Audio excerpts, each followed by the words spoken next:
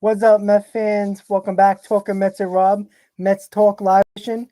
How's everybody doing? Want to thank you guys for joining the live stream. We're going to keep this going for about an hour or so, talk a little bit about the Mets, about a couple of news conferences that Jeff McNeil had, Francisco Lindor had, a couple of the players had. Talk about our offseason, how you think it went, possibly other moves, maybe another reliever. We'll talk a little bit about that. Hopefully, what's up, Jonathan? How you doing, buddy? Hopefully you can hear me. Just want to make sure everybody can hear me, guys.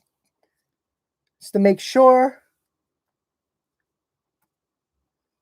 the viewers are coming in quick. I like it. How's everybody doing?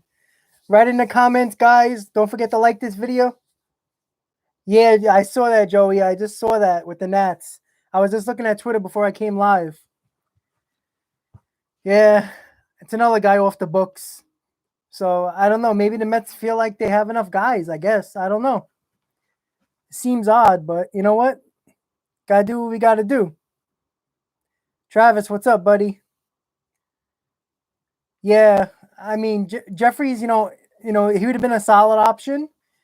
But Joey, do you know what he signed for? Was it 2 years or 1 year? Because if he got 2 years, I don't think the Mets wanted to give him the 1 year. Hey, Mindy, how you doing? Hope you're doing good. Haven't seen you since what, 2019? The last game of the season? In 2019, right? Oh, man. Yeah, I mean, you know what? I feel like the Mets are going to stay pat now. And there was a little bit of news that Jackie Bradley Jr. Is getting interest from the Brewers. I mean, I know that's not much of a Mets issue right now, but if they do put in the DH, you just never know.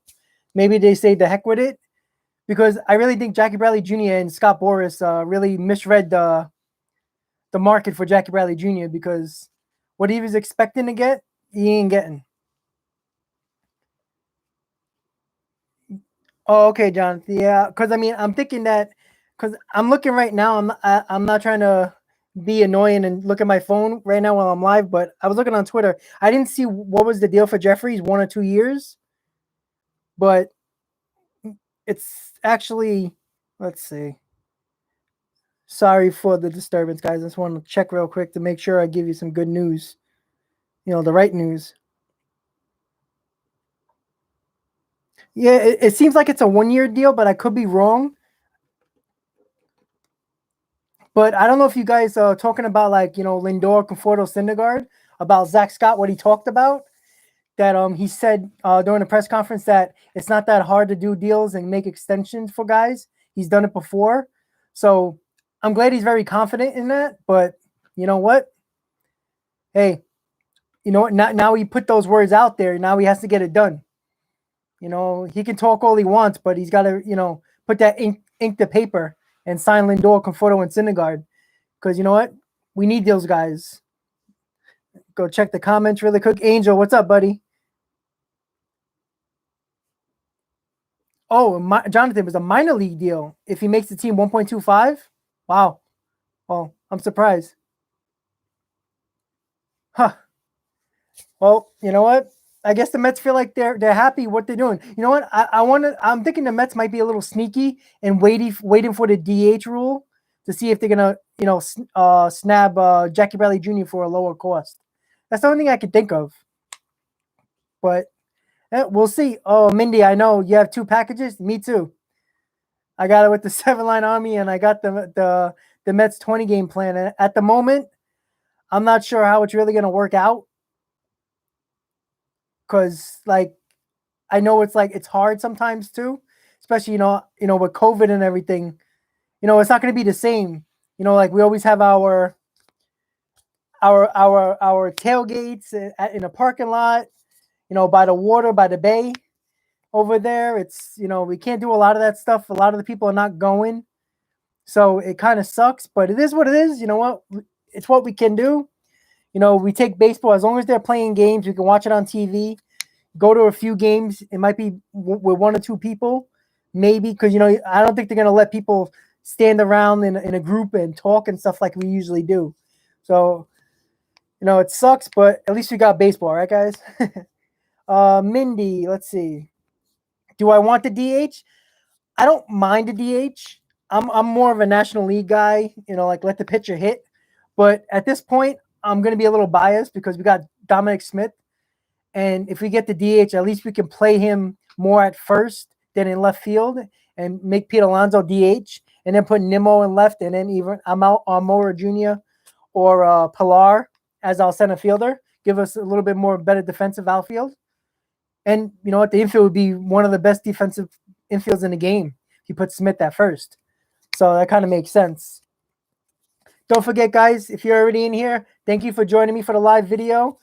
For the people who are joining later and going to watch this live stream later on, don't forget, guys, if you enjoyed this video, press on that like button. And don't forget to subscribe to my channel, guys. We're going to have some big things happening with my channel. I'm trying to get down to spring training. I'm kind of working it out with my job. I'm trying to get down there for a couple of days, trying to get down for the first game of the season. But we'll see what happens. Hopefully I get down there. I'll do a couple of live videos, live YouTube channel videos while I'm down there. That would be cool. But, don't forget, guys, like this video. Keep on commenting away. I want to get more and more comments so more people can join, more people can get involved. This is the best thing about this channel, about this video. I got a lot of support really quickly in the 2 months I've been doing this. I love you guys for that. I want to thank you.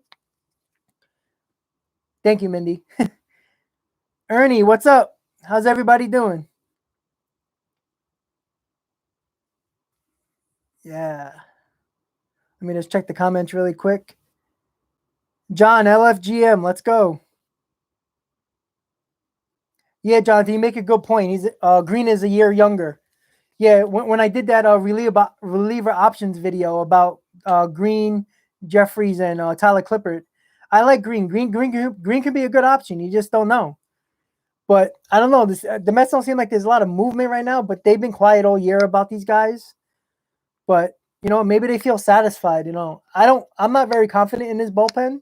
I don't know if you guys are. Write in your comments if you're confident in this bullpen, because there's one thing that can derail this team, and it's the bullpen. Because I think the offense is going to be good and the rotation is going to be good, and defensively, I think we're pretty good also. But I don't know if we're going to really, it's going to be hard for this bullpen to, everybody's got to be good. We got to expect Diaz to be our closer, especially with Lugo out for at least 2 months, which sucks, but it is what it is. Yeah, I agree, Mindy, Jonathan. I agree. It's the bullpen is just a problem. It's like, I understand, the Mets it seems like they're trying to stay under the luxury tax, but they were willing to go over it for Bauer, which made no sense to me. But at the end of the day, we gotta, we root on our team, right? We root on the name on the front of the jersey. So we just gotta root those guys on. You got to see how Erwin Diaz does with fans in the stands, because everybody went gaga over nationally over Erwin Diaz, like he was really that good. But his ERA looked good. But if you look at like a lot of the games that he pitched in the 8th and 9th innings, he put a lot of men on base. He walked a lot of guys too. Yeah, Cole, I agree. If Diaz is not good, we have a huge problem, because you know what? The last couple of years, besides I think it was 2018 when Mickey Callaway was here, when we went 11-1. Besides that, we haven't been good early on in the season, and it killed us the rest of the year. We had to continue to fight back hard, so that's the problem. But yeah, if Diaz is a problem, that's the major issue. If Diaz is a problem, who we're gonna put? Trevor May as a closer? You can't. I wouldn't trust Familia. God. Familia or Betanzas. So it's like we don't have a lot of options. And I don't see why we couldn't, like a Liam Hendricks who wanted to close. I would say, listen, you're the closer. Let Erwin Diaz take it from him. That's what I would have done with any of these guys that wanted to close and didn't come to the Mets. But you know what? Let's think of the positives a little bit. We got Lindor, we got Carrasco. I do like the Pilar signing. I think that's going to be good for us in center field. And he could play all over the diamond. God forbid if somebody gets hurt, we have guys that can step in our bench.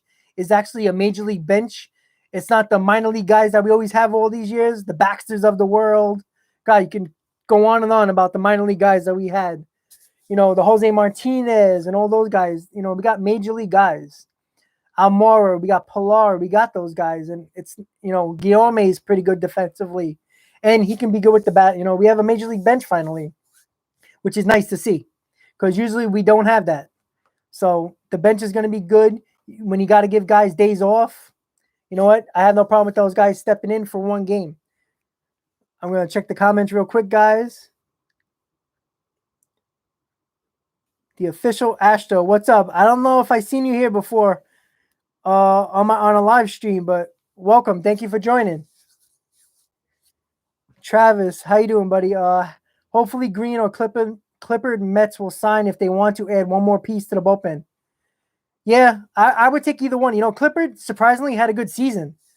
I mean, I was shocked when I was looking at the numbers before I did the video on the relievers. Clipper looks good. I mean, he's old. He's up there. I think he's 35, 36 years old. But, we're not looking at him to be, a main bullpen piece. We need a guy who can pitch innings, who can step in there, and you could trust him. And Green can do that too. And Green's much younger. So Guillaume is goated. Well, if Guillaume is good enough, anytime he got the opportunity, he showed it. He can play. He's good defensively. The other problem is he is another lefty, a lefty bat, and that's another issue that the Mets have. We're very left-handed dominant. Even when there's a right-hander on the mound, Lindor's batting left-handed. So, Oh, okay, Ashto. Well, you know what? Thanks for the support, man. Thank you for joining this time, man. Thank you for the support. Keep coming in. Joseph, what's up? Oh, thanks a lot, man. Thanks a lot for the love. Yeah, Oliver Perez. You know what? A lot of people in the comments when I did that video with Oliver Perez and the relievers prior to the other reliever video, when I did it with Brad Hand and all those guys before they signed, I wouldn't mind Oliver Perez. The problem is when I was thinking about it after my video is that Oliver Perez with the 3-batter rule, if you got right-handers in between that, it's a problem. And then Ollie's got to pitch to right-handers also. But his ERA was good because predominantly he pitched against left-handed batters when he's pitched for like Cleveland and all that. So, but you know what? Ollie Perez, you can probably get him on a minor league deal and see what he does in spring training. Yeah, Ernie. That freaking guy, the Mariners CEO. What a joke he is. I bet you Kalenic would like to be in New York right now, right? I mean, that's ridiculous. How can, we know all the owners, they like the service time of these players, and they won't bring them up until the middle of May, so they keep that service time. But come on, that's a joke. He's an ass. I don't want to use terrible language, but I'm gonna stick with ass. He's an ass right now because there's a lot of these plays like even when Bryce Harper came up and even Chris Bryant, what the Cubs and the Nationals did, they didn't bring him up right away. They waited until the middle of April so they get that extra year of service time. And that's messed up. When Kalenic is killing the minor leagues right now at his young age. And he should be at least invite him to spring training, give him a shot to make this team. It's not like the Mariners are a great team. They're probably not going to be a playoff team. If he makes your team, he makes your team. You got 6 years of control of him. I mean, what's the difference? It's such a joke.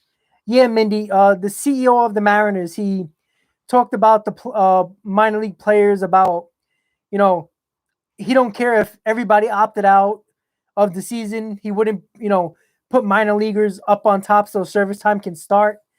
And it was basically him being a cheap bastard. That's basically what he did. Well, yeah, Jonathan, true. Montero didn't turn out good at all. I mean, that was the big news when they, the Mets when the Mariners got Montero. It was supposed to be, the big time move that he was untouchable and then he was a joke.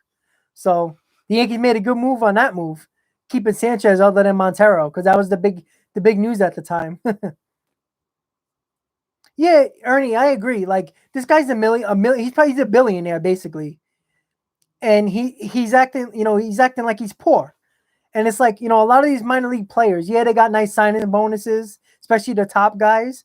But like, come on, you're gonna tell me any outfielder in Seattle couldn't fight for a position against Kelenic? He can't win one of those positions. It's a joke. But you know what? The CBA is coming up, the collective bargaining agreement after this year. So it's gonna be interesting though, because it is what it is. It's possible. The players can lock out. You know what? And you know what? I love baseball, but you know what? The players deserve certain things like the service time. Like I don't think it should be 6 years. I think that's a joke, and I don't think there should be a penalty for a player coming up in the middle of April so the team can keep them another year. It's a joke. So I wouldn't be surprised if there's a lockout by the players if they don't get what they want. It sucks for us, with the whole thing with COVID, the shortened season. We don't know how this season's gonna look. It sucks. It is what it is at this point. But you know what? There's nothing we can do about it right now. Let's see. Let me look at the comments really quick so I can catch up. Cole, I don't think you might be right about McNeil, but I'm not 100% sure. Because I know, like, we brought him up because of the injuries we had, and everybody kept on talking that we wanted him to come up because he was just killing it in the minors. But you could be right. I'm not 100% sure on that. But yeah, that's what these owners and these teams do. They want to keep that extra year of service time. I mean, look at a lot of the players that are coming free agents now. They're not coming free agents until they're 29, 30 years old. With Lindor, he was only 27, but like Chris Bryant, he's going to be 29 years old, I believe. A lot of these guys are going to be close to 30 any minute, and that's their first big contract they can get. So it sucks. A lot of the teams now are gonna, like what happened with Fernando Tatis. Give him a 14-year deal, $340 million over a 12-year deal, whatever it was, but it was $340 million. A lot of the teams are gonna start locking up players like that. And you know what? The Mets should do that too. The Mets got to start thinking about, if Alonso has a good year, stuff like that. You got to start thinking about it. You don't want these guys to get frustrated with the team, even though Alonso's a good guy. But you know what? Every player wants to get paid. So you got to think about, these players, like when they come up, if they're having 1 or 2 good years, they still got 4 years of control. I rip up that rookie contract and give him a big time deal and give him a team friendly deal. Because at the end of the day, Tatis is getting what, $24, $25 million a year over what, more than a decade. So,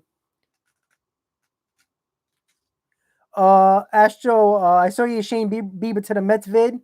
I'd like that. I mean, if we can get Shane Bieber, I mean, the reason why I did that video and I got killed in the comments about that a lot, that people thought I was just like bullshit in my way, with like fake trades. It wasn't a fake trade. When I wrote in the description that it was a proposal, it was like it wasn't a fantasy proposal, but it was a proposal. I was thinking, I'm like, the Mets have a good relationship with Cleveland, especially after the Lindor trade. I was thinking, I'm like, you know what? When Cleveland Indians are crying poor when it comes to their payroll, Shane Bieber is hitting arbitration. He's going to be arbitration eligible in the next couple of years. And he's going to cost them 9, 10, 12, 13 million dollars, maybe more over the next couple of years. So it's like, and if he takes him to the arbitration appeal to get more money, he might win it, especially if he pitched the way he has been. So I was thinking maybe if he offered him a good enough deal, we got players in the minor leagues that we can trade, knowing that they don't have a spot on this team to play. Like Mauricio, he's the number 1 prospect, but at the moment he has nowhere to play. And if you're going to keep Guillaume on the bench as our infielder, as our big infielder guy, and then you got Davis, Lindor, and McNeil, there's nowhere to play Mauricio. Why not use him as trade bait? I'm not saying to give him, Alvarez or anything like that. That's crazy. But it's like, you can give him maybe if you want to give a JT Ginn or a Mauricio, maybe throw in a major league guy. If they're looking for Davis, they're looking for Davis. It's I wouldn't mind Guillaume taking over third base either, or putting McNeil at third and Guillaume at second. And having Lindor and Guillaume up the middle is great in the infield. But I would like Shane Bieber. If the Mets can find a way to do that, they might have to give up a lot prospect wise. But hey, it is what it is. I take him in a second. Ryan, what's up, buddy?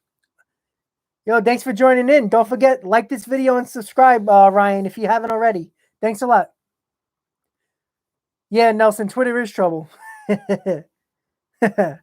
Let me check the comments, guys. Everybody's typing real quick here. Give me a second. Yeah, Angel, I think we all would like Shane Bieber.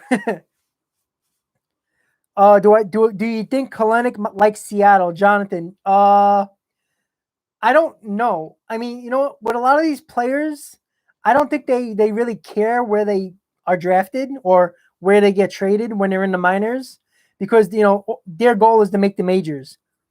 And Kalenic is young, and if he comes up next year, what is he going to be, 21 years old?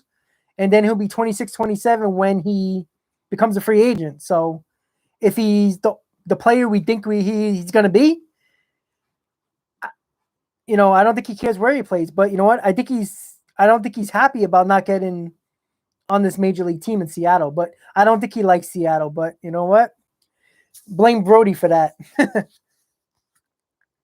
Jonathan, yes, he is being a douche. Trevor Bauer is being a douche. And you know what? Syndergaard and Stroman went after him and made Bauer look like a baby. So, we got guys on social media on this team that don't play. And so Syndergaard and Stroman, even though I'm blocked on Twitter by Stroman, I've heard that he's done a couple of things to Bauer that's hilarious with the comments, even Syndergaard.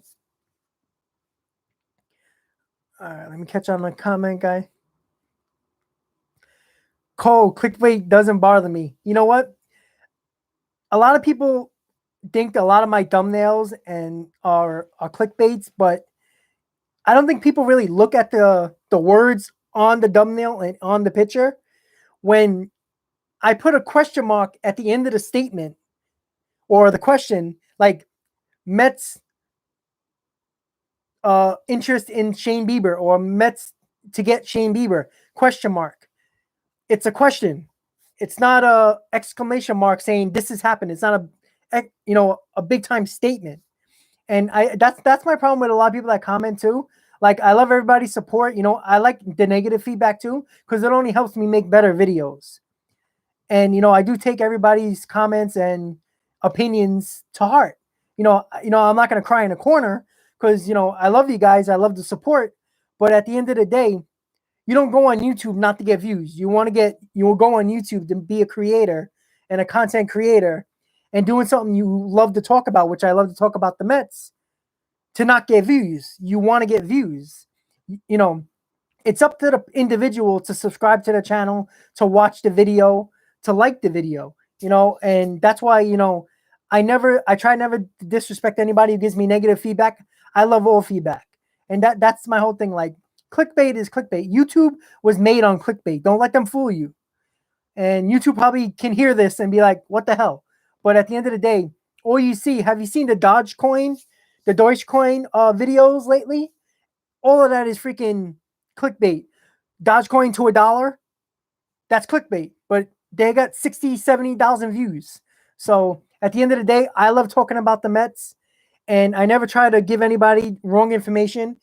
Sometimes I find information that might not be the best reporter, that might not be the most prominent reporter. And I look for small-time reporters also, because the Taijuan Walker deal, if you guys haven't watched that Taijuan Walker to the Mets video, watch that video. I say in the video, I gave credit to a small-time reporter. He's from the middle of the country. I think, if I'm not mistaken, I think it was either Arkansas. It was somewhere in the middle of the country. I couldn't remember. I wish I had it, but his name is Adrian, and I forgot his last name at the moment. But I retweeted it I retweet his tweet about Taijuan Walker signing with the Mets, and that was before Joel Sherman, Andy Martino, all those big guys. And I gave him credit, and people were like, "Oh, that's wrong. That's wrong." Now he got the years and the money a little bit wrong. Actually, he didn't get the years wrong. He said 2 years, 2 to 3 years. The money was a little higher than Taijuan Walker actually got, but the kid was right. And because he didn't have his check mark, and he wasn't from a big time newspaper or like a Bleacher Report or something like that, nobody cared. And people thought I was joking or it was like a big thing. But that guy knew something and he got the story. And he didn't even get credited. Andy Martino did. So at the end of the day, I try to give credit to every reporter out there, big or small, in my videos. Especially, I follow a lot of guys that are from the Atlantic, from that analyst and reporter type of person. I like to follow the small guys because sometimes they might know somebody. You just never know. Joel Sherman, Andy Martino, all those big guys, Jeff Passan, they started little too. And then they moved up. So try to give credit where credit's due. All right, let me pick up on the comments. Rex, what's up, buddy? Do you think we will extend Lindor? God, I hope so. But I think they will. Zach Scott talked about it today in his press conference. If you didn't hear it, he said that these extensions are not hard to do. Just because we got 3 guys that are free agents at the end of the year, or the big guys, Conforto, Lindor, and Syndergaard. I'm not going to put Stroman in that, but he says they're easy to do. But he put those words out there, and he better get it done. I tell you right now, you can't give up all your shortstops on the major league level and not sign Lindor. Because next year, I know there's, the Baez of the world and all those shortstop, Trevor Story, all those guys, Correa, are all free agents. And the Mets can choose. But, if we know Sandy Alderson doesn't like to go into bidding wars with players. He sets a price, and he doesn't go above that. And that's it. And that's my worry if we don't extend Lindor. What happens if we can't sign any of those shortstops and Luis Guillorme is our opening day shortstop in 2022? We already have problems. Even though I like Guillorme, but let's be honest, he's not Lindor. He's not Trevor Story. He's not Correa. He's not Baez. So I really think the Mets, out of everybody, have to sign Lindor and extend him, even more than Conforto and Syndergaard, because we gave up assets that could have been on this major league team and could have helped us with Jimenez and Rosario. So I really think it's possible that it's going to be a bad thing if we don't sign Lindor. And I think we have to. You know what? If it's going to cost us $300+ million over 8 to 10 years, maybe more, you have to do it. I think Conforto is also going to sign. The problem that I have with Conforto, not Conforto per se, Scott Boras and his agent. We know Scott Boras loves to take his players to free agency and test the market. So that's what I worry about. The only thing in the Mets' favor is the CBA coming up, and the players don't really know what's going to happen. I mean, a lot of free agents that after 2021, if the players go on lockout, or if they lock out and say we're not playing in 2022 until we get our demands, these players are not getting paid. So, and nobody's contract is going to get fulfilled. So I think it's important, for a lot of these players to sign. I would love that Conforto to sign too, but he got Boras as the agent, so we got to see with that. Syndergaard, I don't know, because the Mets can approach Syndergaard now and say, let's get a team-friendly deal. But I don't think Syndergaard's going to sign it, because if he starts to pitch good when he comes back and he's dominant, he's going to just be, the hell with him, testing free agency. But I think Lindor is going to extend with the Mets. Jonathan, I wish one of our minor players, McIntosh, didn't spend much time on Instagram. He better be good. You know what? These players now, especially, these 18 to 24-year-old guys, they grew up on technology. They love this stuff. But you know what? I'm never going to go after these players when they're on Twitter. Even Bauer. Like, I know Bauer rubs a lot of people the wrong way. At the end of the day, you know what? They love to do it. You know what?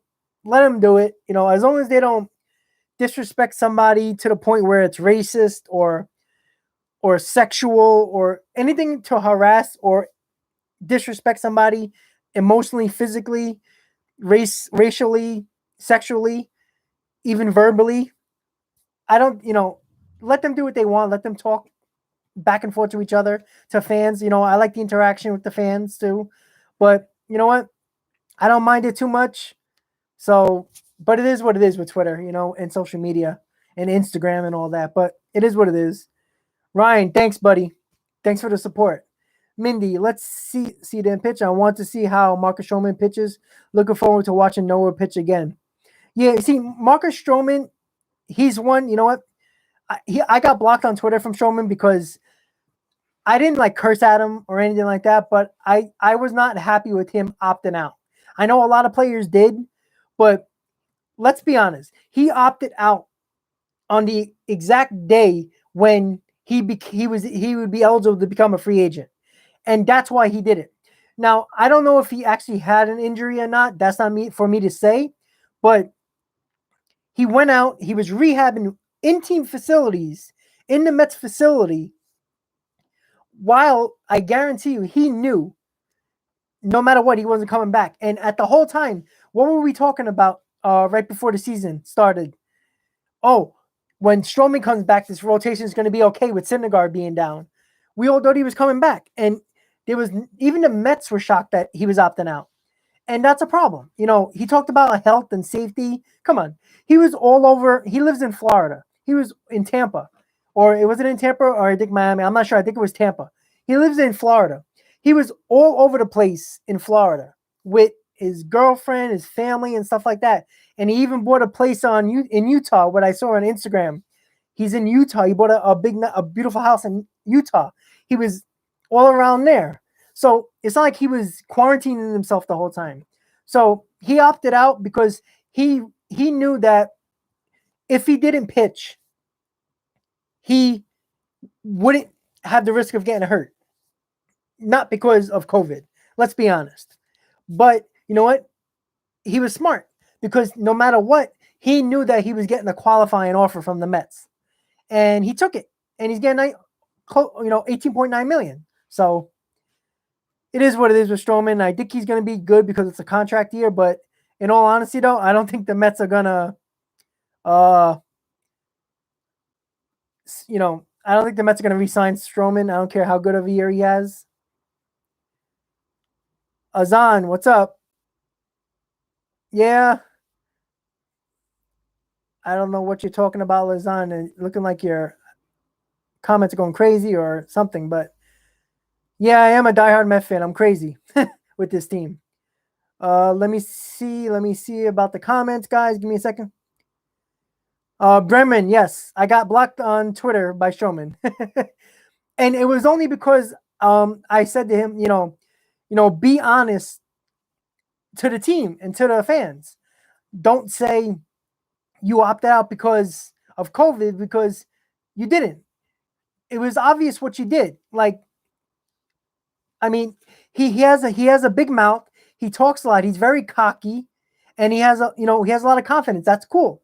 But all of a sudden you're gonna be hush hush about it and quiet about it, and not just say the truth of why you opted out exactly when you did, so you were eligible to become a free agent. It's come on. And he blocked me for that. So, but you know what? He didn't block me on Instagram, so I get to see his post on Instagram. So I just wait for everybody to, post a screenshot of Stroman's Twitter comments. Let's see. Nelson, isn't it great that we can even talk about these things with new ownership? Yeah, you know what? The Mets were in on every player, it seemed like, this offseason because of Cohen. So, Ryan, thanks a lot, buddy. Thanks for the support. I made money on Dogecoin and pulled out. You know what? Me too. When it was 8 cents, I pulled out the majority. I think I had like 6,000, 7,000, if I'm not mistaken, shares or coins.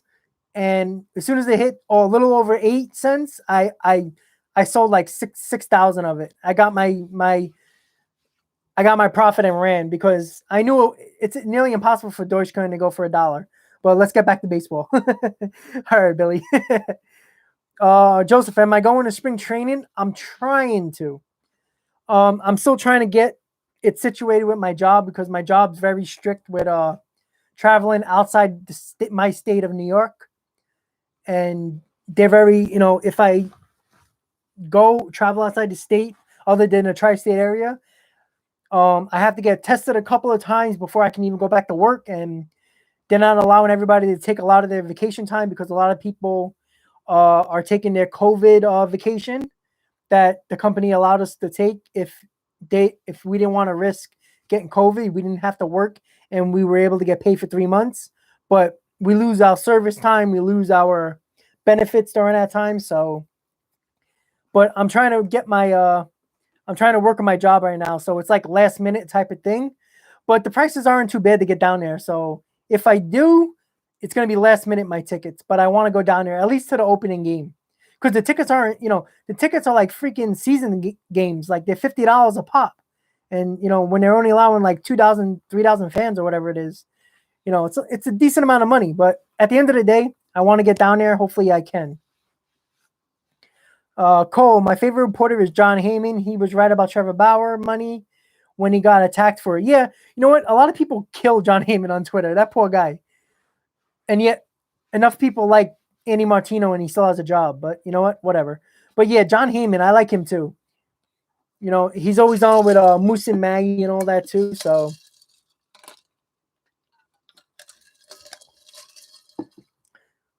Yeah, John Heyman's pretty good though. Let me get on these comments. Between Cohen, Olsen, and Scott, who handles the extension? I think Cohen is going to handle. I mean, not Cohen. I'm sorry.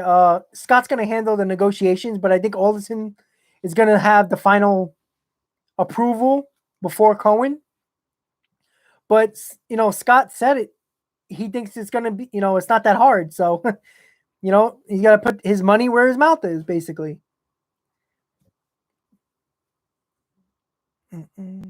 Let me catch up on the comment, guys. Unless Stroman goes off, he's out. Yeah, Ryan, I agree. Yes. Yes, he is going crazy. I don't know this Azan guy, but you know what? If he's still here, easy on the comments, please. I'm trying to catch up on the comments, guys. Just give me a second. Sorry about that. Ryan Syndergaard is our man. He is, but okay, Azan. Okay, I'm sorry. Because what? I don't like blocking people on here and blocking comments. So I just wanted to be sure nobody's trying to be annoying on the comments and disrespecting people or anything like that. We're trying to block comments. So I'm not trying to do it, but I was on. Cool. We all have been there. Let's see. Stroman, Noah, bump. Yeah, I know, Ryan. See, I thought that I was gonna do it, but I wanted to make sure, because it happens. He was sitting on a keyboard. It happens. Cole, I agree. Carrasco was such an underrated move. I agree with that. Heck yeah. He's gonna be good for. He's gonna be a solid number 2 for sure. But it is what it is. I feel like this is gonna be our roster. So if Carrasco can be good for the only thing I worry about, he's 34 years old, and I know we only got him for two more years, but we gotta I hope he's good for us because then we have to sign Syndergaard because we're in trouble after DeGrom. Because if you really think about it, if the Mets don't sign Stroman and or Syndergaard, it's only Jacob DeGrom, Taijuan Walker, Carrasco, and Peterson. And, that's nice, but it's not great. And let's be honest, DeGrom's not getting younger. So, we got to put a team around them that can win. It sucks that in 2018 and 2019, he won the Cy Young and the Mets didn't make the playoffs. It was fun at the end of 2019 when the team, when the Mets started to make that comeback to the wild card, but we can't keep on, ruining and wasting DeGrom's years for sure. Mindy Noah is my favorite pitcher to watch. Can't wait to see him pitch again. You know what? I hope he comes back strong and healthy. All his, his posts and his videos, it looked like he was healthy. And, if he can come back, as long as he don't overthrow and, actually pitch and, act a little bit more like DeGrom when it comes to movement on his pitches and everything like that, not trying to throw 103 every time, I think he's going to be okay. Ryan, Carrasco's acquisition was huge, not with Taijuan Walker, even better. Yeah, you know what? I agree. I wanted Taijuan Walker. I didn't mind if the Mets got Paxton because I think he's a low risk, high reward type of guy. But I feel like Taijuan Walker has so much upside. Like he had a 1.7 ERA with Toronto when he got there. And I'm like, if he can give us even a 2.5 ERA, I'd take that in a heartbeat. And I think he has a lot of upside, and I think he can be surprising for us this year as our number 4 starter. Ryan, is he even looking at the YouTube stream? I'm assuming you're talking about Azan. Oh, there he is. He's here. It's okay, guys. We got him. I guess everybody was wondering about you, Azan. Billy, where am I from? I'm from New York. I'm here in Asbury Park, New Jersey. Oh, not too far away, over the turnpike. The 70s. Oh, I like that. Well, I'm not that old. No offense, Billy. I love the older Met fans. I have a lot of older Met fans that, my father included. My father made me a Met fan. And my father's, he was able to be at the 86 World Series. So he was born in 60. So he got to see when he said he don't remember much about the 1969 Mets, but he does remember his father talking about the 69 Mets and all that. So the Miracle Mets. So that was cool. But yeah, you know what, Billy, you're one of those fans that, that brought up younger generations to be Met fans. If you have kids, I'm assuming you made them Met fans also. There's not a lot of Met fans in my family, surprisingly. There are a lot of Yankee fans, and we get on them all the time. We get on each other a lot. But you know what? Hey, you know what? I never force anybody to be a baseball fan or a Met fan. My girlfriend at the time, I tell her, when we first met, I'm a big baseball fan. Baseball is basically my life. I go to a lot of games, and she didn't care for baseball at all. And I got her into it. She loved, at the time, you could see how long I'd been with her. When Johan Santana became a Met, she loved Johan Santana. When he did that little wiggle before he threw a ball, she loved that. So, you know what? I got her into it. I even taught her how to do a scorecard, and she knows how to do that.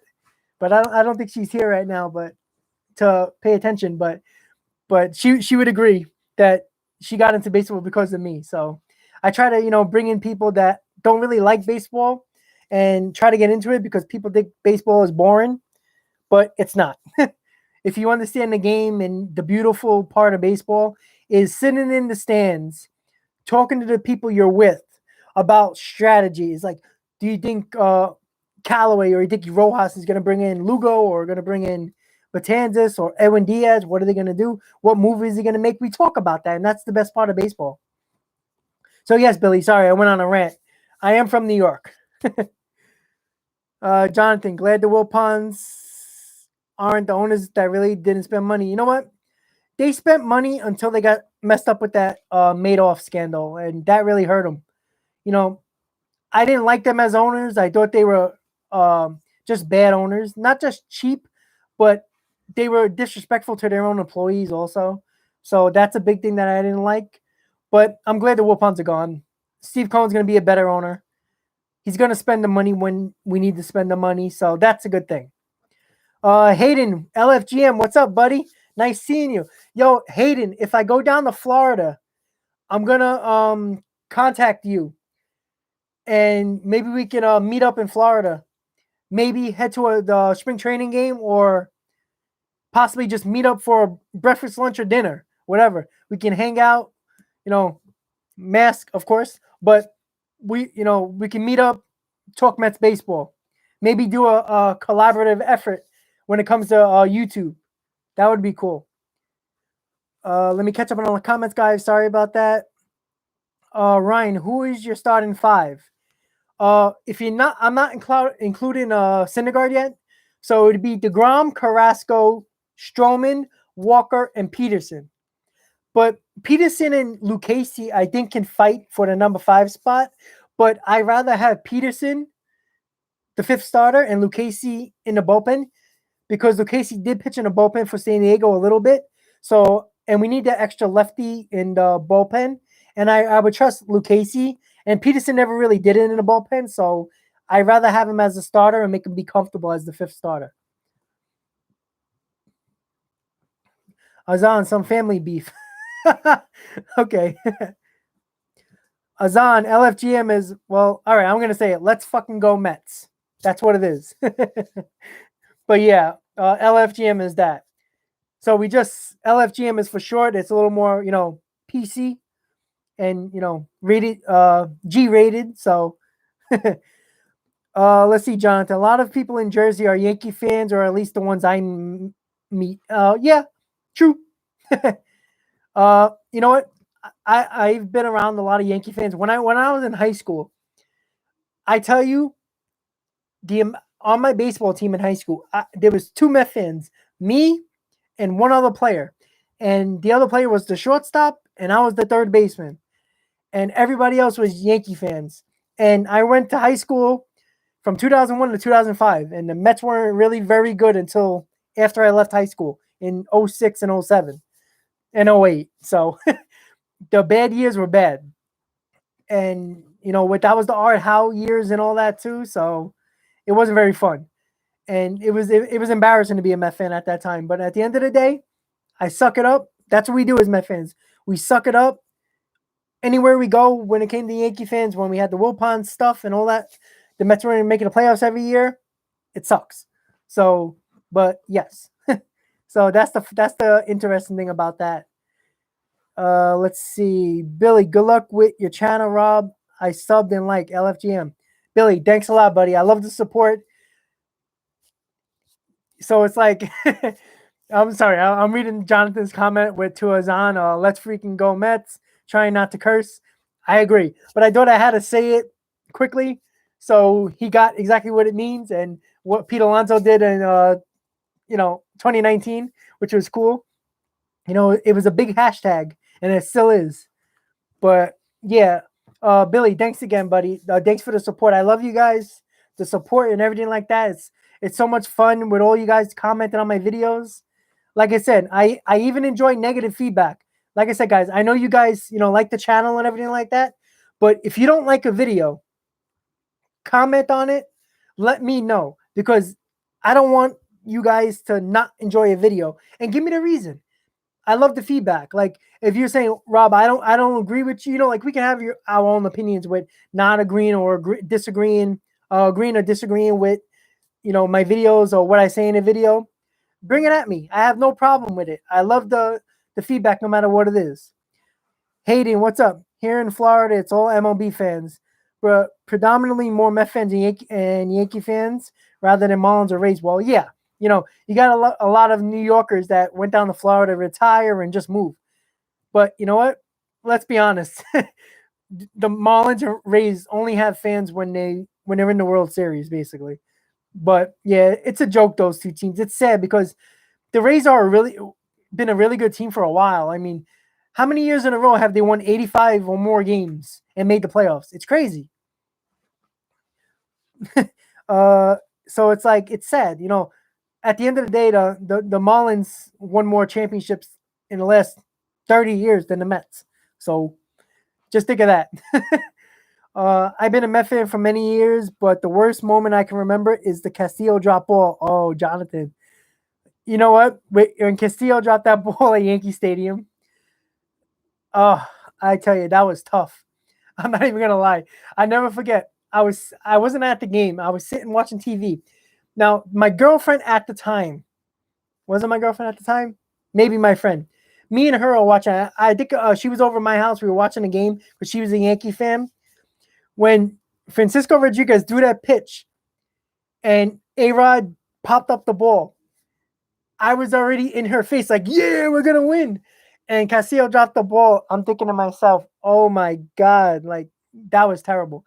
But the moment that was tough, the worst moment for me was when the final game of the season in 08, when the Mets, all they had to do was win and they made the playoffs against the Marlins. and it didn't happen, and Shea Stadium closed, that was tough. I was at that game. It was really tough. I cried because that was the last time I was going to see baseball at Shea Stadium, and oh man, it sucked. That was my worst moment. I had enough. I could say the 2000 World Series with Timo Perez not running when he was supposed to, when Zeal hit that ball off the left field wall. It should have been an easy run, and I think that would have changed the game in 2000 World Series. I would think that changed the series. But you know what? It is what it is. But let's hope for better things the next couple of years. Hopefully we're winning championships. I'm so sick of losing. Hayden, hell yeah, of course, man. You know what? Hopefully I can get down there. I'm probably going to get if I do go out there, I'm probably going to fly out on Sunday the 28th and be there for like a week, maybe. But I don't know if you heard Hayden, but I'm trying to get to spring training. I just got to make sure my job allows me, because they're very stubborn with this COVID stuff. So, but I understand, what they're going through. They're trying to keep their employees safe. So I get that. So I'm just waiting for the approval, which is taking longer than expected. Let me catch up on the comments, guys. Joey prefers to start, but I also like Peterson as the fifth starter coming up big. Nelson, I agree. I know Joey wants to start, but if he really wanted to start, he probably could have got an offer elsewhere. But I think he likes the option of pitching either or. And I think the Mets probably gave him a better deal. So I'd rather have Lucchesi in the bullpen for sure. And Peterson, because I think Peterson's going to be a pretty good fifth starter. No doubt about it. He pitched well. I mean, that first game he pitched against Boston last year, he was great.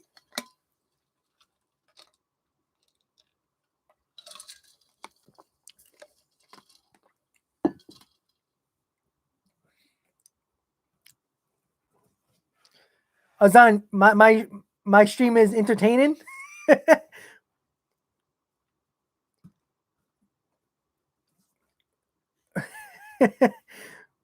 Let's see. Mindy, I was thinking the same thing, Jonathan. Yep. I agree, Mindy. Yeah, Mindy, let's see it in the comments. What's your happiest memory or moment? Azan, I agree. Peterson is sneaky good. And he's that lefty that, you know what? Sometimes these lefties figure it out and then they're dominant. And let's hope for that for Peterson. Because if Peterson can step up his game and be even better than he was last year, it can be big for us. But as I was saying before, guys, the bullpen is the biggest issue on this team. The bullpen can derail this team and derail the season. And if the bullpen, we don't need them to be great. If they can be a little better than last year, even a little, the Mets are a playoff team. And that's the big difference. Our offense got better. Our rotation got better. And I just think that if the bullpen can just be good, we have a good shot of being a very good team. And I really think that the Mets are probably the best 5 teams in the National League, definitely, and probably in the league. There's not a lot of good teams if you really think about it. You got the Dodgers, the Cardinals got better, the Yankees, the Braves, obviously the Mets, the Padres. There's teams out there, but you know what? The National League is not that good either. The Cubs are getting worse. The Pirates are terrible. I mean, it's just not a lot of good teams. The Marlins are not going to be that good, but the Marlins find a way to kill the Mets all the time. The Nationals, we got to be careful with the Nationals, because I was looking, they got Josh Bell, they got Kyle Schwarber, and that's if Josh Bell and Schwarber can have bounce back years, that's a dangerous team, especially with the rotation that the Nationals have, with Corbin, Strasburg, and Scherzer at the top. I know Scherzer's getting up there in age, but he's still good, and he can dominate a game if he pitches well. The Phillies, I don't know about the Phillies, because the Phillies are weird to me. They got decent starting pitching, with Nola and Wheeler at the top.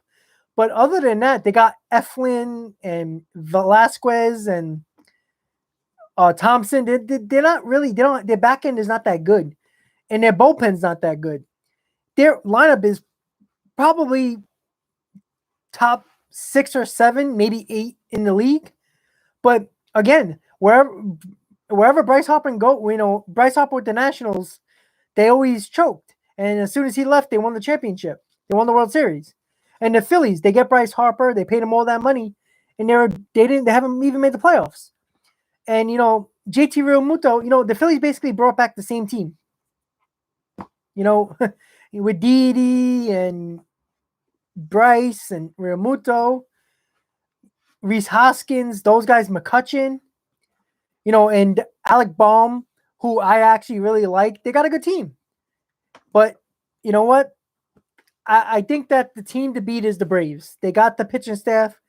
They got a pretty good bullpen, and we know about their lineup with Acuna, Freeman, Albies, Swanson, all those big guys, It's just they're a dangerous team. Travis d'Arnaud, God knows we're going to see him a lot. But don't forget, guys, you enjoyed this video. Please like this video if you haven't already. For the people that are going to watch this stream later, don't forget, guys, you enjoyed this video, hit on that like button, subscribe to my channel. Thank you guys for your support. I love continuing to do a lot of videos for you guys. Hopefully we do a lot more, get more support, get more subscribers. This channel is going to go big. I can guarantee you that, guys. I got a lot of things going. I'm going to be doing free giveaways. Oh, and let me remind everybody, if you haven't seen that video about the free jersey giveaway, look on my playlist. It was about a week ago I posted that video. Go soon, because on the 28th, I'm going to be doing a raffle, a wheel raffle. To whoever wins that jersey is going to get it. I'm going to mail it to you. So you got to watch the video. You got to like the video. You got to comment LFGM on the video, and you have to subscribe to my channel. And when you subscribe to my channel, make sure it's public so I can see it on my subscriber list, so I can put you in the drawing for that free jersey. So remember, like the video, comment LFGM, and subscribe to my channel. And that's the 3 things you got to do. But you got to watch the video, okay? Just so you guys know, I forgot to mention that. So I want to talk about a little bit about the Francisco Lindor press conference he had. He talked about everywhere he goes. Everybody tells him that they're big Met fans, and he likes that. He talked about the orange and blue colors. He likes the colors. And they asked him a question about leadership, and he says he doesn't want to step on anybody's toes, but if he becomes a leader on his team, he has no problem taking that role. So I love that. That's awesome to me. And I really enjoy the fact that he really can be a leader, and he can be the best player on this team. Better than Alonso, better than Conforto.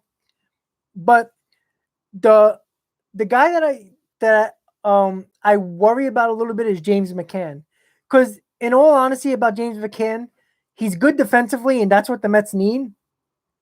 But let's be honest, he was basically a backup catcher. He didn't play a lot in Chicago, and he got DFA'd in Detroit. So I don't know offensively about James McCann. I don't know what he's going to be. He could be good. Maybe that last year and a half when he played good, that's the guy we're going to get. But I don't know about James McCann. I know he's going to be good defensively. He's going to be good with the pitching staff. But I want to see him offensive, because if James McCann can hit, that lineup 1 through 8 is very dangerous. And speaking of the lineup, I'm going to be doing an NL East power rankings for the NL East teams, their lineups. And I'm going to rank them 5 through 1, like I did with the NL East rotations. If you haven't checked out that video, guys, check out my last video that I did about the National League East rotations, and I ranked them 5 through 1. Check that out. I think you guys really enjoyed that video. If you haven't checked it out, please check it out. Let's see. Let me catch up on the comments, guys. Sorry, I'm ranting a lot. Let's see. At one point, the Marlins outfield was Ozuna, Yelich, and Stanton. Yeah. But you know what? That's another thing about the owners and with a lot of teams. They don't want to spend the money. And look at that. They're all all-stars. Yelich, Ozuna, and Stanton. and it's just sad. But you know what? They're out of our division, so besides Ozuna, but you know they're not killing the Mets all the time, so I'm happy about that. Mindy, yeah, you gotta. I'm reading your comment. Let's see. Oh, you see, meeting David Wright. That's always cool. Who doesn't want to meet David Wright? That's a good moment. Jonathan, glad I saw the Yohan Santana no hitter, and our announcers are amazing. You know, I was not at that game. I was watching that game on TV, and for some, I had a long day at work, and I was exhausted, and I couldn't wait to go to sleep, but I couldn't because every other inning, Yohan just getting pitching and getting closer and closer to the no hitter, and with that Beltran down the line, that should have been a fair ball, but wasn't. Oh Lord, I tell you, man, tears in my eyes when Yohan pitched that no hitter, man. I never thought the Mets would do that. Let's see. Jake Lamb was a good move for Braves. It was. You know, that can be a good move for them for sure. Azan, what vid? The video, I'm assuming you're talking about the rotation video. The video that I just posted yesterday about the National League East rotation. Take a look at that and look at the rotations for the NL East, and I ranked them 5-1. Real Muto hurt with his finger. Yeah, I know. I saw that. Like, I don't know. Did he hurt it in spring training, or what? Did he come in with the broken finger? But you know what? That helps the Mets. We don't see him for a month, and we face the Phillies right away, right out the bat after Washington. So, MB, yo, what's up, buddy? How's it going? Don't forget, guys, please like this video if you haven't already. For everybody who's going to watch the stream later, like this video, subscribe to my channel. A lot of big things are going to happen with this channel, guys, all right? Let me catch up on the comments. Mindy, I wish we had another decent catch at the back of Mccann. You know what? I like Nito. He's not great, but at the end of the day, he is the backup catcher. You know, it's better than Ali Sanchez when he backed up last year as well. I didn't really like how, I think Nito can be okay. He's good defensively. You know, he hit that game-winning home run in 2019 in the extra innings. That was fun.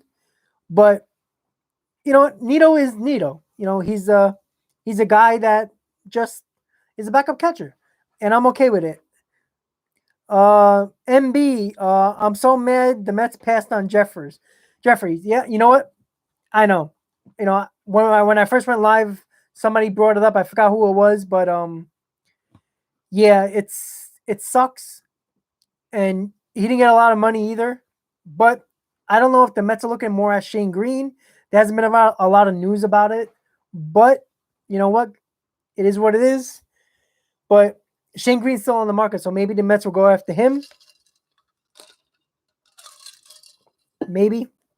But it is what it is. I'm a little upset, but you know what? The Mets feel comfortable. Yeah, MB. Yeah, exactly. You know what? I talked about Clippard in one of my videos, along with Jeffries and Green. I don't mind Clippard either. Like I said, he's older than the other guys, but at the end of the day, Clippard is still a good pitcher, and I wouldn't mind him in a bullpen.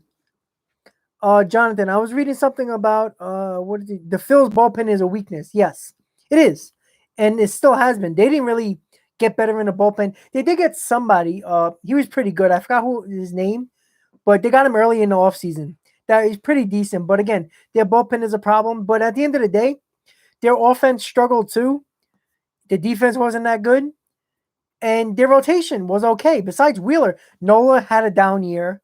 There's really nobody in the back end of the rotation that's any good. And Wheeler could be the ace of that team. And I like Nola, but I don't know about he's an enigma to me, Nola.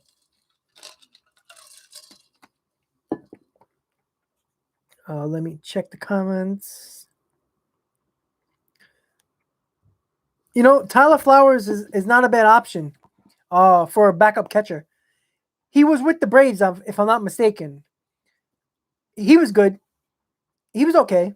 I wouldn't mind it, but you know what? I'm okay with Nito. I think Nito is the least of our worries. The bullpen is our worries. MB, I don't know if you were here when I talked about the bullpen, about the Mets and how the Mets can get derailed by their bullpen, because I think the offense and I think the rotation is fine. The bullpen is the issue, and I worry about the bullpen for sure. And I think if the bullpen can pitch good, this Mets can be a 90+ win team. That's just my opinion. But I think the Mets just needed another lefty. And I thought Wilson was going to be, but the Yankees snagged him from us. So, but we do got Lucchesi. We do got Loop. Maybe Blevins can be surprising and make the team, but we'll see. Jonathan, Met fans are funny, aren't we all? You know what I'm saying? Because you know what, it's kind of you know we have a lot to be funny about. We had an owner that was annoying. The Mets were in a winning team for a while. They gave us nice moments. We have the best pitcher in baseball, and we keep on ruining his years. We're wasting him away. So we are funny, that's for sure. MB Jose Alvarez. Not a bad option, but you know what? I'm not sure if the Mets are going to do any more moves. Maybe minor little moves, but I don't think they're going to do anything as much anymore. I don't know. It's interesting because I felt like there was a couple plays that I felt like the Mets were going to get, and they did not, and that's including throughout the whole roster. I thought they were going to get Springer. We didn't get Springer. I had a pretty good feeling we were going to get Real Muto. We didn't get Real Muto. And Bauer, I didn't think we were ever going to be in on him, and we almost got him, even though basically we were never going to get him. But the Mets are solid. They're a good team. We got Lindor. That came out of nowhere. So I'm not too mad about the offseason. I thought Springer would have really solidified this team. But you know what? I'm not going to cry about it. We got two good guys that can come off the bench, Pilar and Almora, that can play center field if need be. So I'm not completely worried. But you know what? I like this team. We got to root for these guys, root for them hard. Hopefully they give us big things this year. Clippard made me nervous when he was a Met, Mindy. You know what? I liked him when the Mets acquired him for 2015. I thought he was pretty good. He even closed a game or two for us in 2015. I like him, but I'm not mad. Isaac, what's up? Roberto Azuna. You know what? I didn't even think about him as a guy. You know what? Ozuna wouldn't be a bad option. I wouldn't mind him, but again, with the Mets, Isaac, I'm not sure about what the Mets are going to do anymore. I think they like the roster the way it is right now. I don't know if they're going to be any moves. They're, I think, $13 million under the luxury tax, and I think they want to be under it just in case they got to make a move at the trade deadline for maybe a Chris Bryant or a big time reliever like, I don't know, like a Hater. But I think they're trying to stay under that luxury tax. So when trade deadline comes around in July, they have that option to add payroll. MB, they need to get at least two relievers. Yeah, we did. I rather seen Justin Wilson and Jeffries, or Justin Wilson and Green, but I don't know I don't think the Mets are going to make any more moves unless Shane Green is a possibility. I don't know. I haven't really heard much about Shane Green. So, but if this is the bullpen, I worry about them, MB, for sure. Isaac, what are your thoughts? What are your thoughts on the Mets getting Matt Chapman? Do you think it'll happen? If so, what's the trade? What the trade will be? With Chapman, I did a video about about a week and a half ago about the trade. Check out that video, Isaac. I go a lot more into detail about Matt Chapman. I think the Mets should look into getting Matt Chapman and what type of deal it would be. So Isaac, if you want to look at that video, please do. It goes a lot more into detail about Chapman's stats, the trade proposal I propose, and everything like that. Check out that video. Isaac, I don't know if you subscribe to my channel, but please do like my video. Thank you for your support. But check that video on Matt Chapman. But give you a little information about Chapman. I wouldn't mind Chapman, but it will take a lot more to get him. He's on the contract for the next couple of years. It will take a lot to get him. And it depends on what you're willing to give up to get him. But Chapman could be an option. But you got to remember, the Mets talked a little bit to Oakland about Chapman, and the Mets talked to the Cubs about Bryant. Don't take that with a grain of salt with talking to these teams, because even though if the Mets don't make the deal with Chris Bryant or Chapman, they already set a foundation for the trade deadline.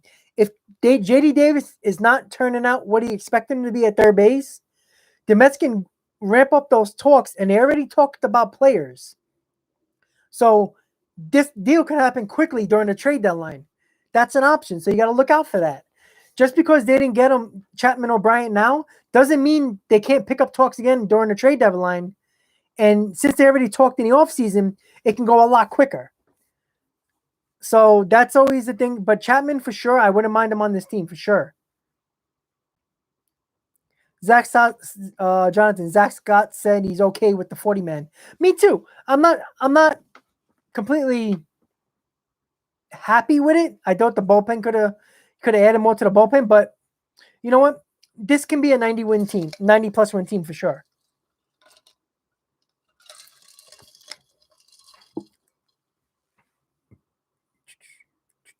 Let me see. Give me a second, guys. I'm reading these comments. Isaac, how would you feel about Frazier just signed a minor league deal with the Pirates, Isaac? I don't want to see Todd Frazier back. I'm so sick of Todd Frazier. I'm so sick of him. I don't want Todd Frazier anymore. In 2018, when we signed into that 2-year deal, I liked it at the time. But, oh, God, I don't want to see Todd Frazier here again. I really don't want to see Todd Frazier anymore. I like him. He's a whole-time guy, but I just don't want to see him anymore. We got bigger fish to fry. We got to be a better team. We can't have Todd Frazier on this team anymore. Roberto Azuna, MB, he's a reliever. If I'm not mistaken, was he on the Astros? If I'm not mistaken, he was like, if he wasn't the closer, he was like a late inning guy, like the 8th inning guy. MB. I think that's who Roberto Azuna is. He's the... Yeah, Ernie. Yeah, I know with that domestic violence thing, I think a lot of teams want to stay away from that. But you know what? Yeah, see, oh, that's right. Roberto Azuna with the Jays, Ernie. That's right. I don't know. I don't know why I thought he was for the Astros. He might have pitched for the Astros. I'm not sure. But the Blue Jays, I remember for sure. Yes. Yeah, with the domestic violence thing, a lot of teams want to stay away. But you know what? Look, put it this way, guys. Jose Reyes, Aroldis Chapman, they harassed and basically injured their wives. Chapman with the gun, Reyes with his hands. If they weren't talented, they wouldn't be playing baseball based on what they did. And that's the problem. It's sad. You know what? If it was up to me and I was the commissioner of baseball, I would not allow it. Everybody deserves a second chance, but when you put a hand on a woman, I'm sorry. You're a professional athlete. You're in tip-top shape. You're going to put a hand on a woman and you don't think you're going to hurt them? Come on. That's a joke. And, I don't want to go too much into this, but let's be honest. We saw this with the Mets already with Porter and in the Callaway situation. Look, I don't understand this. I really don't. Like, there's great women reporters. There's great women analysts that are doing their damn jobs. Can you be professional as a man, as a grown man, and respect the women in the game? That goes for coaches, that goes for reporters, radio hosts, wherever. The women are trying to do a job. They're not trying to look at your junk. They're not trying to get with you. Now, there might be situations when that happens, and it might be mutual, but can you just be professional? Can you respect the women in baseball or in sports? There's women out there that know a lot more sports than men. They know what they're talking about. Rachel Luba, the agent for Yasser Puig and Bauer, that's a stepping stone for women, and it's great to see. I know I didn't like what she did when it came to Bauer, but she got her guy a lot of money. And women in baseball and women in sports, there needs to be more. That's just my little rant about that. So it is what it is. But let me check the comments, guys. Give me 1 second. Isaac, thank you for the support. Thanks for the subscription, subscribing, buddy. I'm underrated. Well, you know what? I need more people joining. Share my videos and everything like that, guys. Like and comment. That's how you get it out to more people. Thanks a lot, Isaac. Isaac Sherman and Isaac Eric. Sorry, there's two Isaacs. Isaac Ennis. Real question: would you rather have extension with Lindor or Conforto? I think I said this early in the video, in the stream, but hey, why not? Let's talk about it, right? I would rather have Lindor as a long-term extension than Conforto. If I had to choose one, I want both, but if I had to choose one, the reason why is because we gave up our all-out shortstops on the major league level for Lindor. And if you don't extend Lindor, there's a possibility if he hits free agency, he might go somewhere else. And I know there's Trevor Story, there's Correa, there's Baez on the market also. But there's no guarantee that the Mets are going to sign either of them. And if we somehow don't sign Lindor and miss out on all the shortstops, Luis Guillorme is probably our shortstop in 2022, or possibly Mauricio. But that's another question mark. We don't know what Mauricio is going to be. We don't even know what Luis Guillorme is going to be as everyday shortstop. So I think if I had to choose one, Lindor. But I hope they sign Lindor and Conforto. Don't forget, guys, please, if you enjoyed this video, hit that like button if you haven't already. If you enjoy all my content, want to see more, guys, hit on that subscribe button if you haven't already.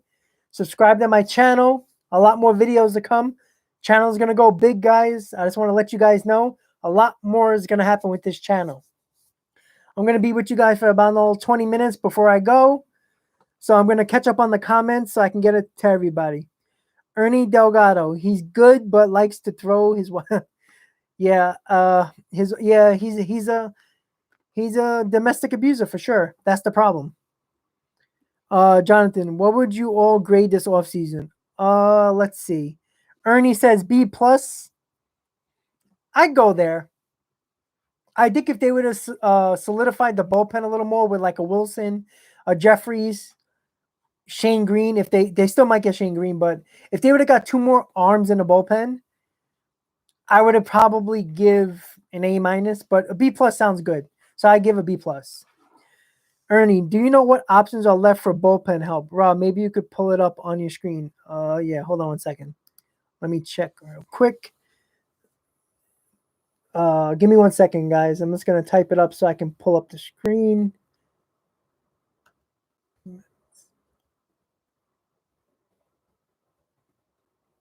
Let's see.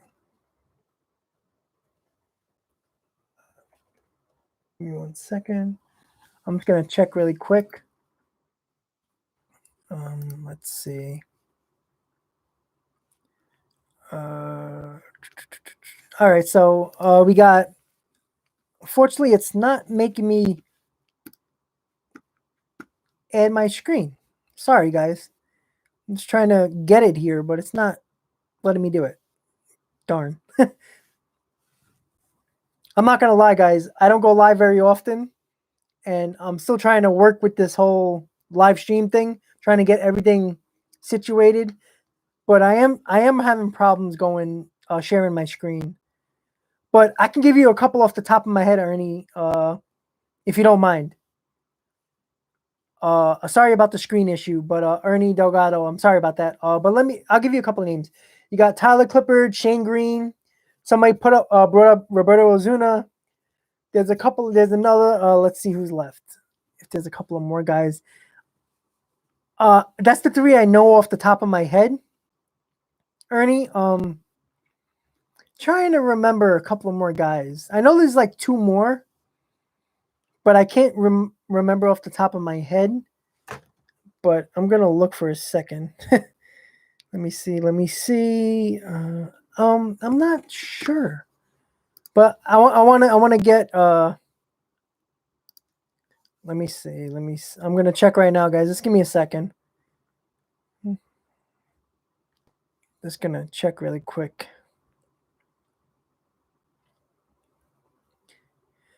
All right, so Cody Allen, Justin Anderson, everybody, all these guys signed.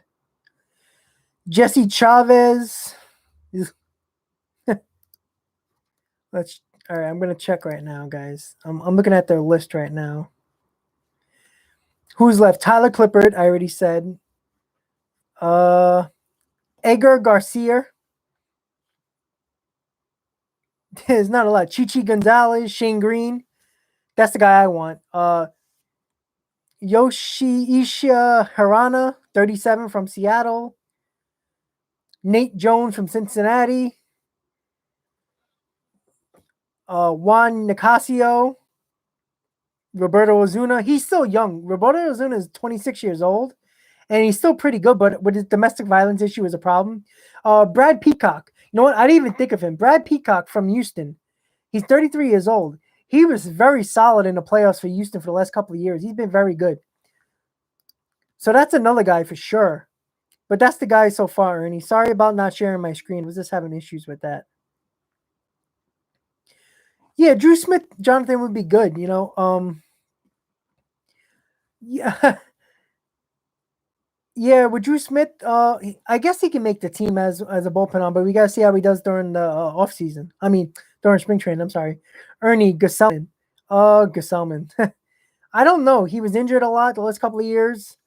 Hasn't really showed anything when he came back either. But you know, he's on his team, so we gotta support Gesellman and see if he does good. Ernie, I think Conforto's gonna want a lot of money. Yeah, I was talking about that earlier in the stream. The problem with Conforto and the Mets is that Scott Boras is his agent. And Scott Boras obviously looks for the most money that he can get for his players. But Scott Boras, as of late, hasn't really been reading the market very well with his players. Look at Jackie Bradley Jr. Jackie Bradley Jr. is still not on the team. And you know what? He's not going to sign for what he wants because he's going to have to sign sooner or later. Spring training already started. And they were expecting him to get, you know, like between $12 and $15 million for Jackie Bradley Jr. He's going to be lucky to get there because if he ends up going back to Boston, it ain't going to be for that much money. So it's just crazy. But yeah, I don't know if Conforto is going to get that much. If Conforto goes on the open market and doesn't sign an extension for the Mets, he will get that on the open market. He's 28, 29 years old, going into free agency, one of the best left-handed hitters in a game. He can get that on the open market. But if he's going to take a deal with the Mets, it's going to be somewhat team-friendly. I think it could be for $200 million, something like that. Yes, with Ozuna, played for Astros and the Jays. Okay, so I remember him pitching for the Astros, but definitely for the Jays. Okay. Thanks, Ernie. I'm sorry about the sharing again. Sharing of the screen. I'm learning on the go, guys. MB, thank you for a couple of those options right there. It's right. You know what? That's a good call, MB. Mets fans, MB. Great comment. Let's see. Jacob Barnes, Miguel Castro, Dylan Betances, Yenzi Diaz, Roberto Gonzalez, Seth Lugo, Trevor May, Edwin Diaz, Familia, other options, Kilome, Hunter, Zamora. You know what? That's right. That's a good call, Mets MB. That's awesome. Great comment there. And that's true. You know, Kilome, you know, he started for us a lot also last couple of years. He's got a great arm. So if he can find it, that's awesome. Tommy Hunter, you know what? Tommy Hunter can make this team in the bullpen for sure. Zamora as the lefty, you know, he was shaky 2019. But you know what? You never know. These guys can have big spring trainings and be on this team. Ernie Peacock. You know what? I didn't even think of him. Peacock's a good option for the Mets. He pitched well for Houston. He was really good in them playoff series for Houston. But maybe the Mets are looking into him. I haven't heard any news about that, but you never know. Let's see. Let's check the comments. I'm going to be here about another 10 minutes, guys. So I'm going to catch up on the comments so I can comment on everybody's comments. Yeah, Mindy, I like Osama too, but he's got to pitch well because he's been bad the last couple of years. Ernie, he's not worth $50 million. That guy's 8 to 10 per year. Yeah, you know what? I agree with JBJ. I agree. But you know what? That's Boris looking for $15 million for his player, and he's misread the market. Because you know what? There's a lot of teams that don't need center fielders anymore. And there's no way Boston's giving him that much money if he goes back there. The Brewers were looking into Jackie Bradley Jr., but I don't think the Brewers are going to give him that much money either. Let's see. All right, guys. Nelson, since Lindor is already here, why not use that window of opportunity to Conforto and Lindor? Well, I think they're going to do that, especially with Lindor. Because remember, Lindor said it in his opening press conference. He does not want to negotiate an extension during the season. So the Mets got what? How many weeks? 6.5, 7.5 weeks until the season. So we got that much time to get an extension. And don't get me wrong, the Mets behind the scenes are talking to these guys, trying to get him those extensions. Because there's no way you can lose Lindor after you traded who you traded for. And Conforto, the same thing. He's one of the faces of this franchise. He's one of the last guys on this Mets team from the 2015 World Series with Syndergaard. There's nobody left. So it's like Conforto needs to be here. Yeah, Paul Sewell. Thank God Paul Sewell is gone. I didn't like him. Michael, how you doing, buddy? Thanks for the support.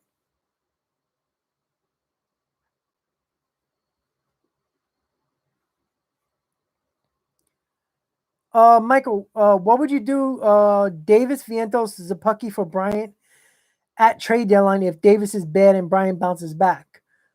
I wouldn't trade Vientos. I would. See, the problem is, I think the Mets, if they get Chris Bryant, is not going to re-sign Chris Bryant. He's going to be a rental. So, and you got to remember, the team who trades for Bryant at the deadline is only going to have him for half the year. So the Cubs are not going to get that much back. I think Davis would be in a deal. Vientos, maybe. Zapucki, maybe. You know what? That's similar to the trade proposal I put in my Bryant video. For the trade proposal, I put Davis, I put Mauricio, and Zapucki. But that's not a bad idea. I like Vientos a lot. And if you put Davis in that deal and you don't re-sign Bryant if you get him, you don't have a third baseman. Yeah, you can put Mauricio at third, but I like Vientos a lot. And I think he can be a pretty good third baseman for this team. Let's see. Mets fan MB. Is Peacock a left hand? No. Peacock is right-handed. I'm like 95% sure he's right-handed.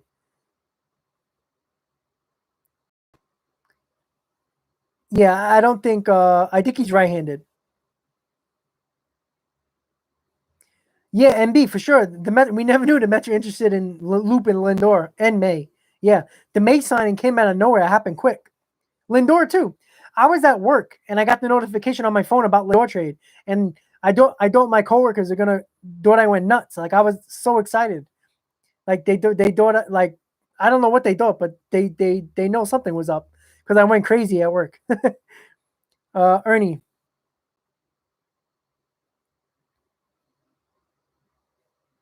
Thanks, Ernie. Thanks for the support. Thanks for subscribing. Thanks for liking the video. Where are you going? Where am I going?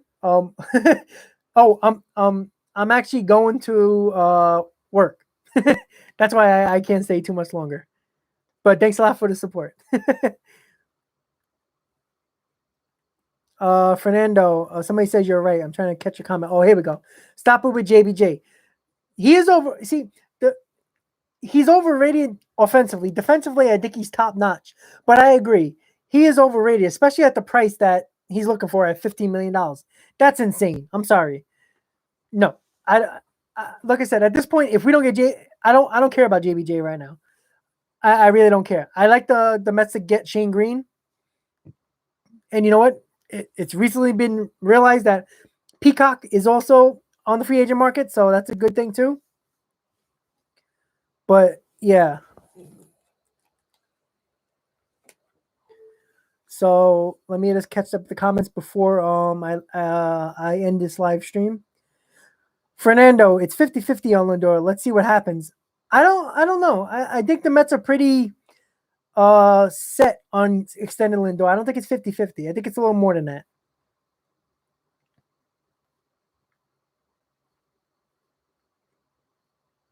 Jonathan, Brian only has 1 year left, and I'm not extending him.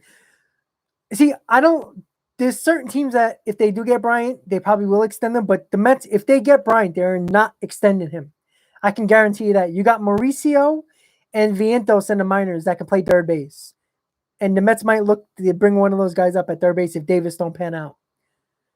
So if the Mets trade for Chris Bryant, I don't think it's going to be long term. I think it's just going to be for that 1 year or half a year if we get him during the deadline.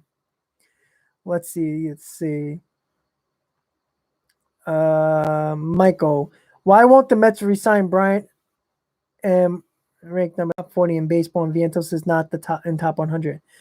Well, the reason why the Mets won't sign Bryant if they get him is because they got a lot of other players they have to sign. Syndergaard, Lindor, Conforto. And that's, just think of it this way.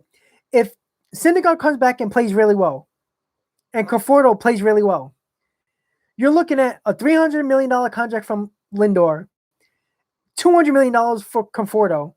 And if Syndergaard comes back and pitches well, Syndergaard could be looking at a $100 to $150 million contract. Because that's what you're going to have to do to extend him. Because if you're not going to give him that, if you're going to try to lowball him under a $100 million contract, Syndergaard's going to test out free agency. He's going to get over $100 million. So that's the problem. You know, you basically, if you're going to re-sign Bryant also and all those guys, that's close to like $800 or $900 million. I don't care how rich your owner is. Nobody's going to do that, especially with the CBA coming up. They're not going to go that crazy. I don't think so. Yeah, Ernie, I think we're done with JBJ. MB, I work for Costco. I am a forklift driver. Yes, that's always fun. So I'm one of the lucky ones during this pandemic that didn't lose their job, and I'm very appreciative of that. And I know a lot of people who did lose their job because of this pandemic and on unemployment. So I'm very lucky that I'm in a position where and in a job where they stayed open, and you know they made a lot of money doing it. So I'm lucky that I was able to keep my job because of this pandemic. And yes, I'm a forklift driver at Costco. I work the overnight shift, the early morning shift. So that's why, I got to go in a few minutes so I can get ready. Let's see. Cole, we could look up Lindor, and yeah, you know what? I think we can lock him up. I think it's very possible, especially what Zach Scott said. Zach Scott sounded very confident about what he said about extensions, that they're easy. So when he said that, maybe they are talking behind scenes like that, and he's confident they're going to sign him. Michael Green, 2 years, $10 million. I sign up for that. Did they sign him, or is that just something that you just thought about? That you think that's a good contract? Let's see. Okay, so I guess not. All right, so yeah, Green, 10 years, 2 years, $10 million. I take that. Bye, Mindy. Thanks for joining. MB, 730 on Lindor. That's better. I like that. 50-50 is a little scary. Yeah, but you know what, Fernando? Murphy, Turner, Reyes, the Wilpons own the team at the time. They were a cheap bunch of owners. That's the reason why. Don't look at past years when it comes to re-signing their players. Look at it from Cohen's perspective and the Alderson perspective. You're not going to trade Lindor for Lindor and give up both your shortstops, Jimenez and Rosario, and not re-sign Francisco Lindor. That's crazy. Michael, Eugenio Suarez, hell yeah. I did a video about Eugenio Suarez. If there's one guy that I want at third base that the Mets can trade for, is either Eugenio Suarez or Jose Ramirez of the Indians. I wouldn't mind Chris Bryant, but I think Suarez and Ramirez have better upsides than Chris Bryant. Chris Bryant scares me with his injuries. All right, let me check the comments. I'm going to be gone in a couple of minutes, guys. I like Zach Scott better than Sandy right now. Yes. See, if you guys watch a lot of my videos, you probably have. I talk about Sandy a lot. Sandy Alderson is great at making trades. He is not great at free agency. He is very bad at signing free agents. He misreads the market for players. He doesn't go over a number he thinks the player is worth no matter what. And he doesn't like to go into bidding wars. Sometimes when you need that player and the Mets need a player at a position and it's an area of need, you go into a bidding war. You go above and beyond sometimes for a player. He did not do that, and he never does that. The only signing Sandy Alderson ever done as a Mets GM or baseball operations guy, the only one that worked out really well was Curtis Granderson. Other than that, it's been terrible. Extremely bad. Bye, Mindy. Have a good night. Fernando, he didn't really show the money. I agree. But you got to remember, Steve Cohen talked about letting Sandy Alderson run things. Those signings and the lack thereof when it came to spending a lot of money is all Sandy Alderson. Don't let that fool you, Fernando. Steve Cohen is the owner. He doesn't make baseball decisions all the time, especially direct baseball decisions. Now, don't get me, Sandy has to go to him to get approval for money. But when Sandy Alderson doesn't go to Cohen and say, I want to go all in to get George Springer or whoever. George Springer is looking for 150. I want to go 175 so nobody gets him. Sandy Alderson has to go to Steve Cohen to say that. If Sandy Alderson doesn't go to Steve Cohen to ask for that money, Steve Cohen's not going to give the money because he doesn't really are in and directly involved in every talk during negotiations.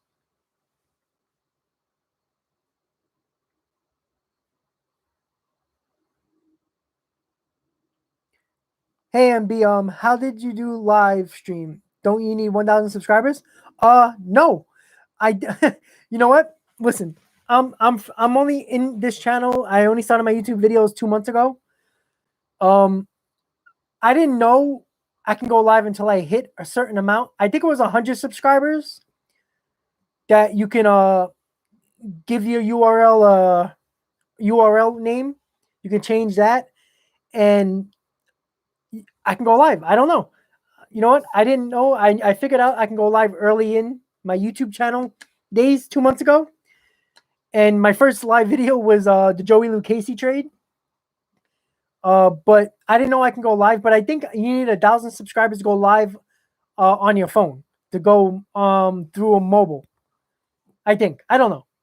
But I can go live, and I like it because it's fun. Let's see. All right, guys, I'm going to leave in 2 minutes. Let me just go over the comments really quick. Cohen's got to prove it for Fernando. Yes, he does. He can have all the money he wants. He can talk all he wants. But Cohen, I think, is going to spend money. I think he wanted to ease up on it a little bit this year because I think he promised owners that he wasn't going to go crazy this year just to get the votes to approve him as owner. Ernie, Sandy Alderson, Sandy is a snail and kills me. I agree. I really think that he's too passive. Ernie, good call. He is passive, and he drove me nuts all offseason. And there was a video I did specifically on Sandy Alderson, the Sandy Alderson problem. Check that video out if you haven't. I went after Sandy Alderson. I killed him, and I explained why. The reason why Sandy Alderson is passive, like Ernie said, he is very hit or miss. He doesn't bid for players very well. He's just not good in free agency. I don't know why. He makes great trades. We can go on and on about trades. The Michael Fulmer trade for Cespedes. The Zach Wheeler for Beltran trade. He's done good trades. Free agency, he's been terrible. Yeah, Jonathan, he's probably stepping down soon, but at the end of the day, you still got to do your job. And Sandy Alderson is a penny pinching GM. That's what he is. He came from Oakland. That's what they do. They do Moneyball. We've probably all seen that movie. Oakland is a Moneyball type of team. Sandy Alderson was always around that team. He was around that. He was the GM at the time during the 80s with McGuire and Canseco years. He was the GM with the Ricky Henderson years, all that. He was never a guy that spent money. He didn't have to in Oakland because they didn't spend. And when he came to the Mets the first time with the whole Madoff thing, it was to save money for the Wilpons that help him with the books. That's what Sandy Alderson is. He's a guy who tries to find the way to get players on the cheap. That's what he does. Ernie, I agree. It worked out well, but just remember, Sandy Alderson signed Cespedes back, and that contract was a disaster. Don't get me wrong. A lot of Met fans wanted to sign him, including me. But at the end of the day, you really have to get that Sandy Alderson is not good at free agency. And Cespedes was the guy that put us over the top in 2015. He was really good in 2016. But after that, he was a disaster. And we gave him 4 years, $100 million. And that was Sandy Alderson. It was a disaster. Michael, Matt Chapman, hell yeah. I did a video on Matt Chapman. I tell you right now, Mets can get him. Let's go. It's going to take a lot, though. He's under contract for a couple more years. Ernie, the damn forklift is warming up. Yo, for real. You know what? A couple of weeks ago, there was a forklift that started smoking. I wasn't driving it. One of my coworkers were, and it started smoking. So we had to run to the forklift and disconnect the battery because it was smoking, and it was crazy. Michael Scott, what's up? What's up, buddy? How you doing?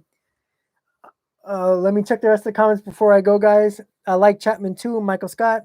Let's get a third baseman. Well, at the moment, I don't think the Mets are. I think Davis is the guy for now. I think the Mets are going to wait until the trade deadline, see how Davis does. If Davis doesn't perform to their liking, I think they're going to trade for a third baseman. We can go on who it is. Eugenio Suarez, Chris Bryant, Matt Chapman, Jose Ramirez. One of those four the Mets going to get. And as I said earlier in the live stream, the Mets have spoken to a couple of these teams regarding their third baseman. Don't be surprised that this trade happens quickly during the trade deadline if Davis is not doing well at third base. The Mets already set a foundation with talks and players being traded. They exchanged players already, these teams. The Mets with other teams, with third basemen. So this can happen quickly during the trade deadline. If J.D. Davis does not perform to their liking, guarantee you they're going to get a third baseman during the trade deadline. Beatty, Zapucki, Davis for Suarez. It's not bad, Michael. Not bad. You know what? I like Beatty, but I would probably have to give him up for Suarez because he is the third baseman for the next couple of years, and Beatty is the third baseman. So, Fernando, do you miss Jared Porter? Be honest. Oh, hell no. You know what? Listen, I don't know if you heard earlier about my little rant when it comes to men and professional athletes and people, men in power, disrespecting and harassing women sexually, verbally, physically. Jared Porter should never get a job in Major League Baseball. And you know what? If it was up to me, he would be banned. Even players. But if you have talent, you get a second chance no matter what you do. If you're not in jail, you get a second chance with these sports teams. It's a joke. Sandy Alderson is shopping like a coupon still. Yes, he is. You know what, Jared? You know what? I totally agree with the connections issue. He did. And that was a big thing. That was a big reason why I don't think we got Springer. because I think Porter was on Springer like white on rice. And he just was not really, Porter was in on Springer big time. And I think Springer would have been a Met if Porter didn't get fired. I think Sandy Alderson screwed that one up. Yeah, let me give you a little plug for Hayden, guys. Mets Talk with Hayden. He put it in the comments. Check out his recent video, guys, if you can. He does good content. He's really cool. I like his videos. He got really good clips with his video. Really good. Check his video out, guys. Check his channel. You know what? Subscribe to his channel. Hayden's good. Mets Talk with Hayden. Hayden, I gave you a little plug there, man. I like your work, man. You're good. All right, guys. I'm going to be gone in 1 minute. Let me just check the last couple of comments. We have not seen big trade at deadline since 2015. Yep, MB, you're correct. Absolutely. And I think it's going to happen this year if Davis doesn't. But you know what? Even if Davis does well, look for the Mets to get a bullpen arm. And Hader, watch out for Josh Hader. He's going to be a big piece during trade deadline that a lot of teams are going to look at. Bring back Jared Porter. Yeah, that's not happening, Fernando. All right, guys. So I spent an hour and 46 minutes with you guys. I want to thank you guys for your support. Thank you guys for tuning into my live stream. For the people who are going to watch this live stream later, don't forget, guys, if you enjoyed this video, hit on that like button. If you enjoy my content, want to see more videos, want to get notifications when I post my videos and when I go live, hit on that subscribe button, everybody. All the people that are in the live stream right now, I want to thank you guys for watching. And as always, let's go Mets. Thanks a lot, guys. Enjoy your night. Thanks for the support. LFGM.